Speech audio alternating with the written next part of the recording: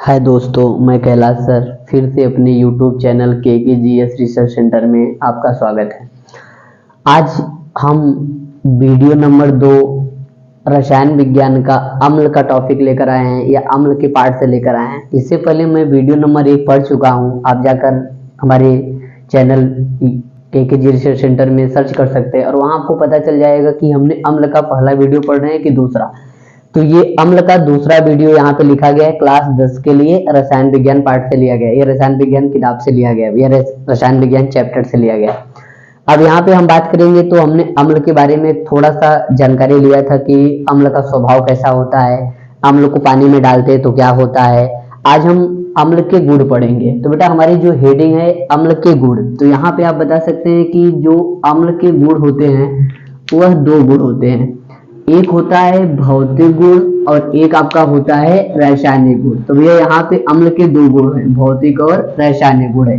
तो हम जानेंगे कि भौतिक गुण क्या होते हैं और रासायनिक गुण क्या होते हैं। तो बेटा जो भौतिक गुण होते हैं, भौतिक गुण सिर्फ हम देख सकते हैं, और जो रासायनिक गुण होते हैं उसका हम प्रैक्टिकल भी कर सकते हैं। जैसे यहाँ पे पूछा गया है कि अम्ल के भौतिक गुण, तो ये आप बता सकते हैं कि अम्ल स्वाद में खट्टे हैं और जल में क्या होते हैं, विलय होते हैं। तो हमने यहाँ पे लिखा है कि अम्ल स्वाद में खट्टे होते हैं और जल में विलय होते हैं, इसका ये भौतिक गुण है।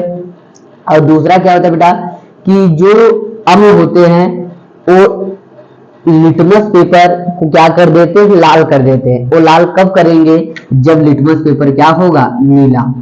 कहने का मतलब कि अम्ल नीला लिटमस पेपर को क्या कर देते हैं, लाल कर देते हैं। इस बात को ध्यान दीजिएगा भैया कि अम्ल स्वाद में खट्टे जल में विलय होते हैं, वह नीले लिटमस पेपर को लाल कर देते हैं। यहाँ पे जो तीसरा पॉइंट है लिखा गया है, इनका जो स्वभाव होता है संक्षारक होते हैं। ये इनका नेचर संक्षारक होते हैं। संक्षारक का मतलब होता है कि जैसे बेटा हमने बताया था कि ये लकड़ी,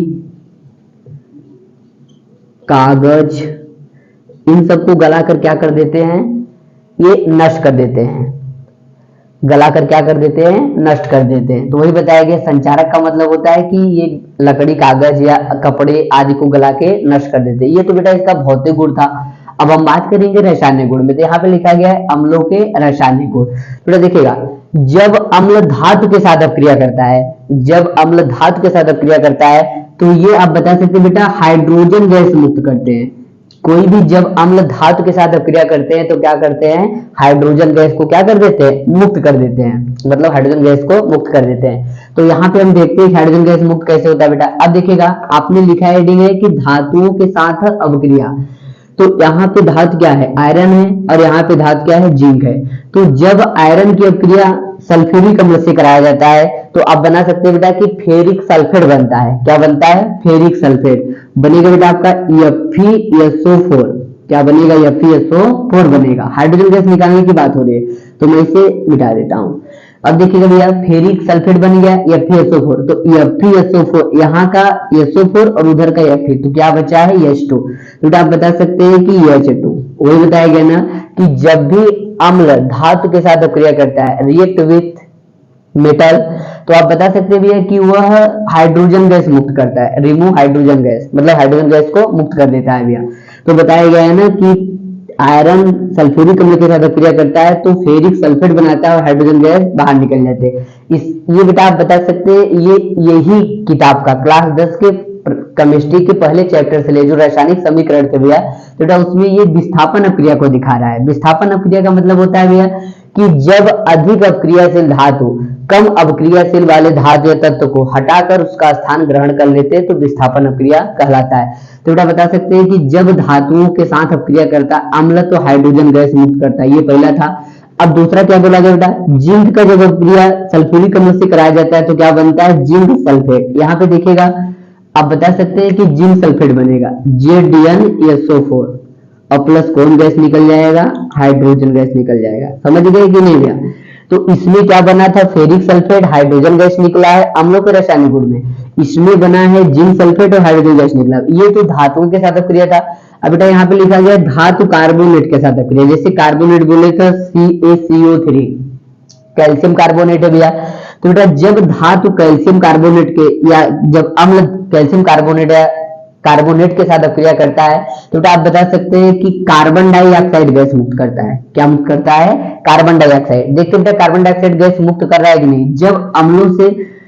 जब अम्ल धातु से क्रिया करेगा तो हाइड्रोजन गैस मुक्त करेगा, और जब अम्ल कार्बोनेटों से क्रिया करता है तो CO2 गैस मुक्त करता है। तो देखिएगा बेटा यहाँ पे क्या है, कैल्शियम कार्बोनेट और हाइड्रोक्लोरिक अम्ल है, तो जब आप क्रिया कराएंगे तो क्या बनेगा, CaCl2 बनेगा, कैल्शियम क्लोराइड बनेगा, और उसके बाद क्या निकलेगा, आपका जल निकलेगा H2O। और कौन सा गैस मुक्त कर रहा था भैया, कार्बन डाइऑक्साइड CO2।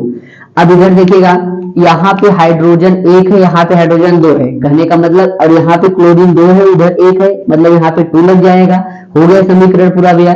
तो कैल्शियम कार्बोनेट, जब कोई कार्बोनेट अम्ल से क्रिया करता है तो कार्बन डाइऑक्साइड गैस मुक्त करता है, और जब कोई अम्ल धातु से क्रिया करता है तो हाइड्रोजन गैस मुक्त करता है भैया। ये इसका 2 याद कर लीजिएगा। अम्लों के रासायनिक गुण में धातु से क्रिया किया तो हाइड्रोजन गैस मुक्त किया, कार्बोनेटों से क्रिया किया तो ये आप बता सकते हैं क्या मुक्त करता है, कार्बन डाइऑक्साइड। अब देखो इसमें क्या पूछा गया है, अगला तीसरा भैया, ये आपका पहला था, ये आपका दूसरा है, और ये आपका क्या है, तीसरा है रासायनिक गुण में। तो तीसरा क्या बोला, धातु ऑक्साइडों के साथ अक्रिया। तो बेटा देखिएगा, जैसे आपके पास 2 ऑक्साइड है, एक है कैल्शियम ऑक्साइड और एक है मैग्नीशियम ऑक्साइड।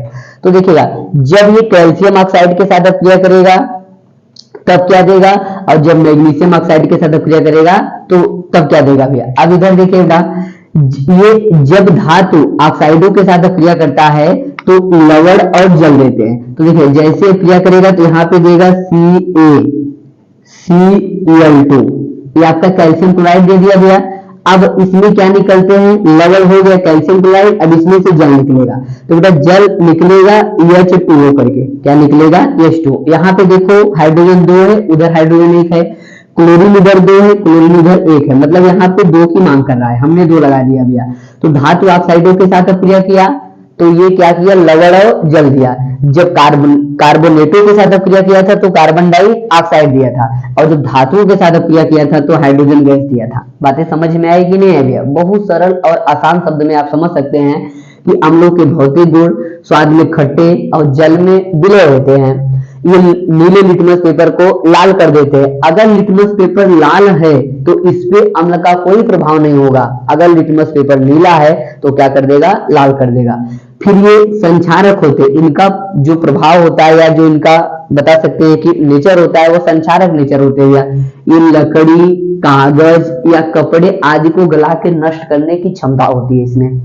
अब इसके बाद इधर आइएगा बेटा, रासायनिक गुण में धातुओं के साथ क्रिया हाइड्रोजन गैस मुक्त किया, धातु कार्बोनेट के साथ क्रिया कार्बन डाइऑक्साइड गैस मुक्त किया। अब यहाँ पे हम बात करेंगे, किसकी बात करेंगे भैया, धातु ऑक्साइडों के साथ क्रिया कराएंगे तो लवण और जल दिया भैया। अब जब मैग्नीशियम ऑक्साइड सल्फ्यूरिक अम्ल के साथ, अब ये तो कैल्शियम ऑक्साइड था, हाइड्रोक्लोरिक अम्ल के साथ क्रिया किया, कैल्शियम क्लोराइड और जल दिया, मतलब लवण और जल दिया।